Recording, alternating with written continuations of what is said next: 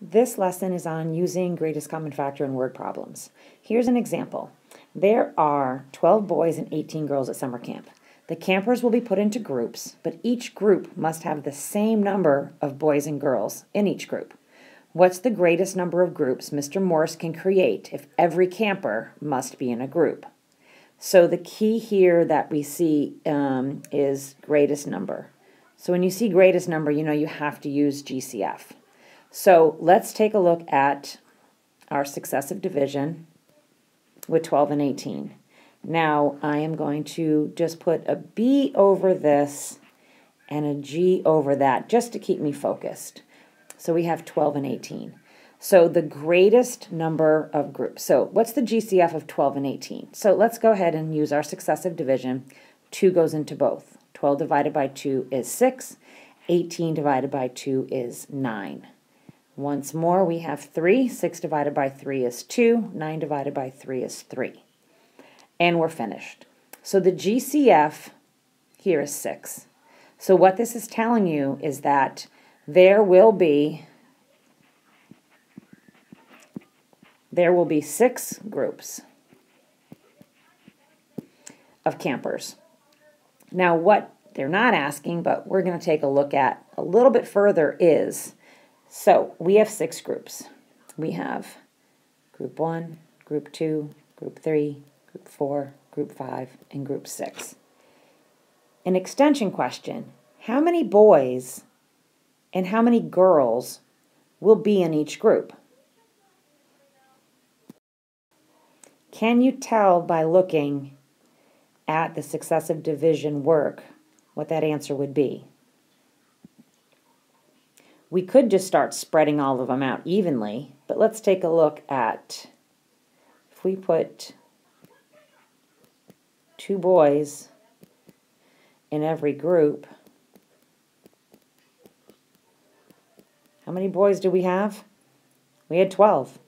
6 groups, 2 in each. And take a look at the girls. One, two, three, 1, 2, 3.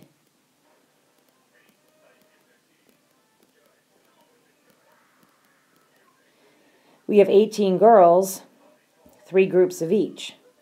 Did you notice the leftovers down here?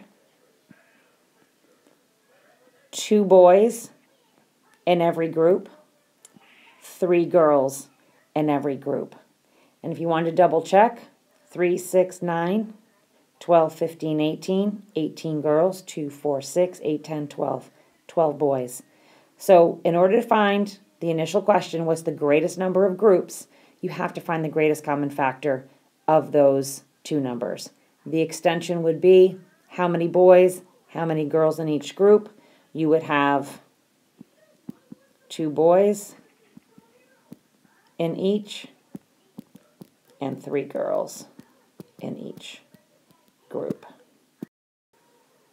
Here's one more example. The 9th graders are making flower arrangements for their moms for graduation. They have 16 red roses and 20 white roses. Each arrangement must have the same number of flowers. What's the greatest number of arrangements they can make? There's your key word, greatest number. That tells you you're looking for the GCF. So we're going to have 16 and 20. And the 16 are your red, and the 20 are the white. So let's go ahead and take a look. Largest prime number here is 2. 16 divided by 2 is 8. 20 divided by 2 is 10. Divide again. 8 divided by 2 is 4. 10 divided by 2 is 5. So we can't go any further. Greatest number of factor is 4. So they can make 4 arrangements of flowers. And my extension question is, how many red roses will be in there and how many white roses will be in there? And that's where you can just look right here. So there will be 4 arrangements with 4 red roses and 5 white in each arrangement. And we need more for the rest of our graduating class.